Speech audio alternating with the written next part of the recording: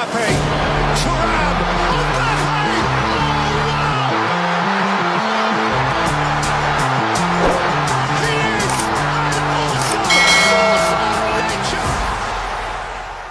ውጤት ከጠፋ ለሰከንድ መታገስ የማያውቁት ቁጡ ሰው ፊዮሬንቲኖ ፔሬዝ የእሳት አለንጋቸውን መዘዋል። ሪያል ማድሪድ በፍጹም የንጉስ ዋንጫ ጨዋታን አልጫወትም እያለ ነው። በሲቪያ የተደገሰው ድግስ ኦና ሊሆን 260ኛው የኤል ክላሲኮ ደርቢ ላይካሄድ ይሆን? በዚያ ቀይ ምን እየተካሄደ ነው? የዛሬው የሌጀንድ ስፖርት ጥንቅራችን ትኩረት እዚህ ላይ ይሆናል። ትክክለኛው የስፔን ንጉስ ባርሰሎና ወይንስ ሪያል ማድሪድ? ትላንት ምሽት የተሰረዘው የራት ግብዣ የፈጠረው መዘዝም የጥንቅራችን አካል ነው። ይህ ሌጀንድ ስፖርት ነው። ይህንን ቻናል ላይክ፣ ሼር፣ ሰብስክራይብ በማድረግ አዳዲስና ታሪካዊ ስፖርታዊ መረጃዎች ይድረሷችሁ። እንቀጥላለን። Mbappe, Thuram,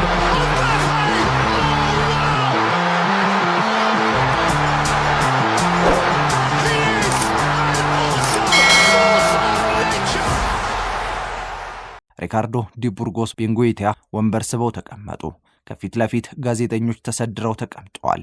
ካሜራ ተደቅኗል፣ ማይክም ቀርቧል። ሰውየው ምንም ከመናገራቸው በፊት እንባ ቀደማቸው፣ አለቀሱ።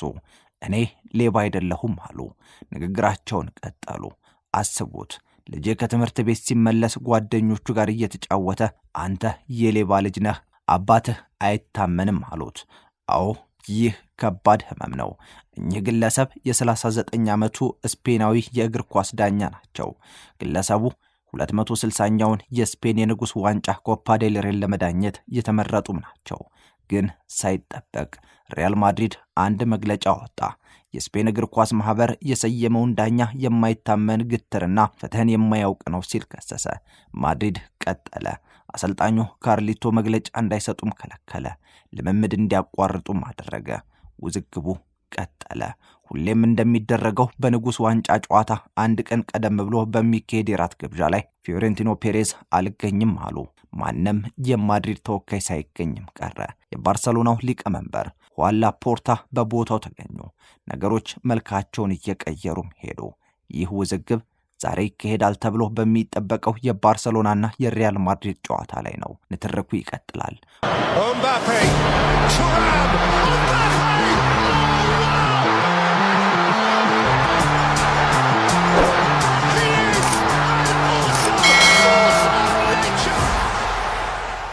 ወዲያውኑ የስፔን እግር ኳስ ዳኞች አስተዳዳሪ አካል መግለጫ ይዞ ወጣ። ሪያል ማድሪድ ይህንን የማለት ሞራሉን ከየት አገኘው ሲል ይጠይቃል። እናም መሰረተ ቢስ በሆኑ ወንጀላዎች ዳኛ ልንለውጥ በፍጹም አንችልም የሚል አቋሙንም አንጸባረቀ። ማድሪድ ሆይ እውን በንጉስ ዋንጫ ትጫወት ይሆን? ከ700 ሚሊዮን በላይ የዚህ ጨዋታ ተመልካቾች በጉጉት እየጠበቁም ነው። የስፔን ዳኞች ማህበር ማድሪድን ጆሮ ዳባ ልበስ አለው። ሪያል ማድሪድ ያለምንም ምክንያት የስፔንን ዳኞች ክብር ደፍሯል ይላል የስፔን ዳኞች ማህበር መግለጫ። ያለምንም ምክንያት የሰጠው አስተያየት አሳዝኖናል፣ ነገር ግን የትኛውንም ዳኛ የምንቀይርበት ምንም ምክንያት የለም ብሏል። አሁን የባርሰሎና ደጋፊዎች የፈሪዱላ አይነት ቀልድ እየቀለዱባቸው ነው። ሁዋን ላፖርታ በትላንትናው የእራት ግብዣ ላይ በክብር ሲገኙ የፊዮሬንቲኖ ፔሬዝ ሰዎች የእራት ግብዣው ላይ ቀርቶ በቀየው እንኳን መገኘታቸው ያጠራጥራል። እናም ጥያቄው ጆሮ ዳባ ልበስ የተባለው ማድሪድ ይህንን ጨዋታ አላደርግም ብሎ እየጠበቀ ነው። Mbappe, Thuram,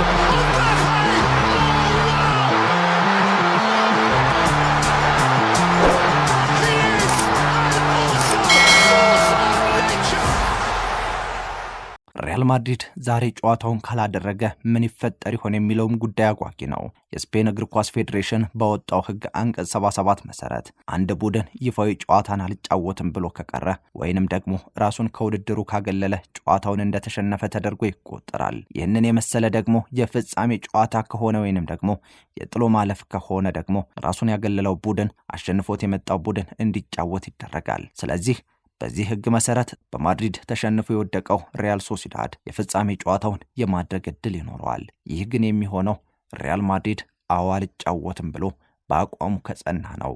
አንዳንድ ነጥቦች ስለ ኤል ክላሲኮ ቅዳሜ ሚያዝያ 18 2017 ምሽት 5 ሰዓት ሲሆን የእግር ኳሱን ዓለም በአውሎ ንፋስ የሚወስደው ኤል ክላሲኮ በመባል የሚታወቀው የባርሰሎናና የሪያል ማድሪድ ጨዋታ ፍጥጫ በቴሌቪዥን መስኮቶች ብቅ ይላል።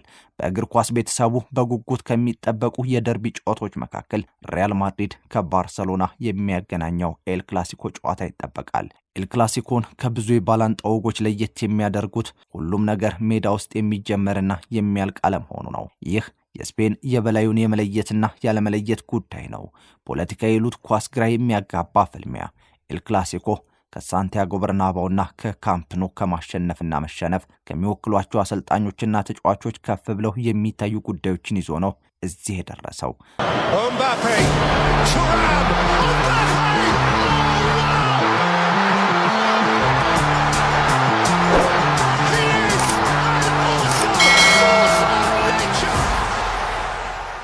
ሪያል ማድሪድ በዚህ የውድድር ዓመት ካለው የተጫዋቾች ስብስብ አንጻር የውድድር ዘመኑ ከመጀመሩ አስቀድሞ ትልቅ ግምት ቢሰጠውም ወጥ ብቃት ማሳየት ተስኖት ቆይቷል። በተቃራኒው ባላንጣው የካታላኑ ክለብ ባርሰሎና የሶስትዮሽ ዋንጫን ለማሳካት መንገድ ላይ ነው። ይህ ጨዋታ ከማንኛውም የእግር ኳስ ግጥሚያ በላይ ነው። ይህ ፍጥጫ የስፖርት ፉክክር ብቻ ሳይሆን ሁለት ታላላቅ ከተሞች፣ የሁለት የተለያዩ ባህሎችና የሁለት ተቃራኒ እግር ኳስ ፍልሚያዎችን ግጥሚያ ነው። የባርሰሎናና ሪያል ማድሪድ ፍጥጫ ከእግር ኳስ ሜዳ በላይ የዘለቀ ነው። ሁለቱ ክለቦች የስፔንን ሁለቱን ትልልቅ ከተሞች ይወክላሉ። ባርሰሎና የካታላን ብሔርተኝነት ምልክት ሲሆን፣ ሪያል ማድሪድ ደግሞ የስፔን ማዕከላዊ መንግስትን ይወክላል። ይህ የፖለቲካና የባህል ልዩነት በሜዳው ላይ በሚደረገው ፉክክር ላይ ተጨማሪ ቅመምን ይጨምራል። በታሪካቸው ሁለቱ ክለቦች እንደ ሊዮኔል አንድሬስ ሜሲ፣ ክርስቲያኖ ሮናልዶ፣ ዮሃን ክራይፍ፣ አልፍሬዶ ዲ ስቲፋኖና ዚነዲን ዚዳንን የመሳሰሉ ምርጥ ተጫዋቾችን አፍርተዋል። እነዚህ ተጫዋቾች ለክለባቸው ለማሸነፍ ያደረጉት ጥረት የክለቦቹን ጨዋታ ክብርና ታላቅነት ጨምሮታል። ኤል ክላሲኮ የእግር ኳስ አፍቃሪያንን ቀልብ የሚስብና ወደ ስታዲየምና ወደ ቴሌቪዥን ስክሪኖች በቢሊዮኖች የሚቆጠሩ ተመልካቾችን የሚሰበስብ ክስተት ነው። በጀርመናዊ አሰልጣኝ ሃንሲ ፍሊክ የሚመራው ባርሰሎና በኮፓ ዴልሬ የፍጻሜ ተፋላሚ ሲሆን፣ በአውሮፓ ሻምፒዮንስ ሊግ ደግሞ የግማሽ ፍጻሜ ተፋላሚ መሆኑ አይዘነጋም። በተጨማሪም ላሊጋውን ከተከታዩ ሪያል ማድሪድ በ4 ነጥብ ርቆ አንደኛ ደረጃ ላይ ተቀምጧል። በ2023-2024 ካሳለፍነው ጥሩ የማይባል የውድድር ዓመት ጋር በተያያዘ አዲሱ የውድድር ዘመን ሲጀመር ባርሳ በዚህ ልክ አልተጠበቀም ነበር። ወጣቱ ላሚን ያማል፣ ፔድሪ፣ ጋቪ፣ ፌራን ቶሬስ፣ ዳኒ ኦልሞና ሮበርቶ ሌዋንዶውስኪ እንዲሁም ራፊኒያን የመሳሰሉ ከዋክብትን በዚህ ቡድን ውስጥ ታሪክ ለመስራት የተዘጋጁ ተጫዋቾች መሆናቸውን በየጨዋታው ስንመለከት ቆይተናል። የባርሰሎና ከዋክብቶች ምርጥነታቸውን በተደጋጋሚ ሲያሳዩ፣ የማሪንጊዎቹ ከዋክብቶች ኪሊያን ምባፔ፣ ቪኒሲየስ ጁኒየር፣ ቤሊንግሃምና ሮድሪጎን የመሳሰሉ ኮከቦች ደግሞ ማድሪድ ከደመቀበትና የእሱ ውድድር ከሚባልለት ከአውሮፓ ሻምፒዮንስ ሊግ መድረክ በእንግሊዙ ክለብ አርሰናል ደርሶ መልስ ተሸንፈው ከሩብ ፍጻሜው ሲሰናበቱ ምንም ማድረግ አልቻሉም። Mbappe, Thuram,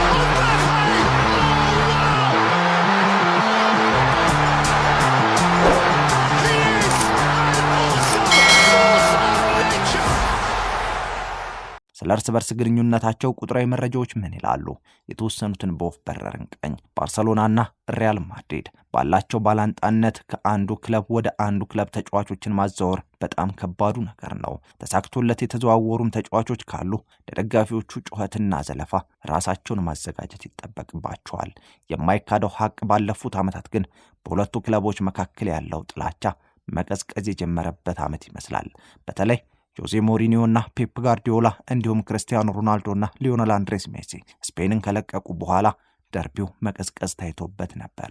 አሁን በአዲስ ከዋክብቶች ኤል ክላሲኮ ወደ ቀደመ ፉክክሩ እየመጣ ይመስላል። የመጀመሪያው ኤል ክላሲኮ ጨዋታ የተደረገው በፈረንጆቹ 1901-02 ሲሆን ጨዋታውን ባርሰሎና 3-1 ማሸነፍ ችሎም ነበር። በኤል ክላሲኮ ታሪክ ሰፊ ውጤት ለውጥ የተመዘገበበት ደግሞ በ1942-43 የውድድር ዓመት በተደረገ የግማሽ ፍጻሜ የኮፓ ዴል ሬ ጨዋታ ነው። ይህ ጨዋታ ሪያል ማድሪድ 11-1 ባርሰሎናን ማሸነፍ ችሎም ነበር። በሁሉም ውድድር ባደረጋቸው ያለፉት 5 ጨዋታዎች ባርሰሎና 3ቱን ሲያሸንፍ ሪያል ማድሪድ ደግሞ 2ቱን አሸንፏል። ሁለቱ ቡድኖች በኮፓ ዴል ሬ የፍጻሜ ጨዋታ ዛሬ ምሽት 5 ሰዓት ላይ ይገናኛሉ ተብሎ ተስፋ ቢደረግም እስካሁን ድረስ የተረጋገጠ ነገር የለም። ባርሰሎናና ሪያል ማድሪድ በሁሉም ውድድሮች 259 ጊዜ ተገናኝተዋል። ከነዚህም ባርሰሎና 72 ጊዜ ሲያሸንፍ ሪያል ማድሪድ ደግሞ 105 ጊዜ አሸንፏል። ሌሎቹ ጨዋታዎች ደግሞ በአቻ ውጤት ተጠናቀዋል። አሁን የዋንጫ ፍልሚያውን ማን ያሸንፋል? በእርግጥ መገመት አይቻልም። ይሁን እንጂ 90 ደቂቃ ግን መበየኑና አንዱን ማንገሱ አይቀርም። ኤል ክላሲኮ እስካሁን የስፔን አንድነት ምሳሌ ሪያል ማድሪድ 105 ጊዜ በማሸነፍ የበላይነት አለው። የካታሎኒያ ሀገር የመሆን ዘመናትን የተሻገረ ጥያቄ ማስታወሻው ባርሰሎናም 103 ጊዜ ድል ቀንቶታል። በ52 ጨዋታ ደግሞ ነጥብ ተጋርተዋል። አሁን ከጨዋታ የተሻገረ የፖለቲካ ትኩሳት ማብረጃው ኤል ክላሲኮ በመላው ዓለም ከ700 ሚሊዮን በላይ የስፖርት ቤተሰቡ እየጠበቀው ይገኛል። ስፔን ተሞሽራ የንግስና ዋንጫዋን ልታስረክብ፣ እኛም በ90 ደቂቃ ልንዝናና። ግን አንድ ፈተና አለ። ጨዋታው ይካሄዳል ወይንስ ደግሞ አብረን የምናየው ይሆናል? ይህ ሌጀንድ ስፖርት ነው። ይህንን ቻናል ላይክ፣ ሼር፣ ሰብስክራይብ በማድረግ አዳዲስና ታሪካዊ ስፖርታዊ መረጃዎች ይድረሷችሁ። ጥንቅራችን አበቃ። Mbappe. Thuram. Mbappe.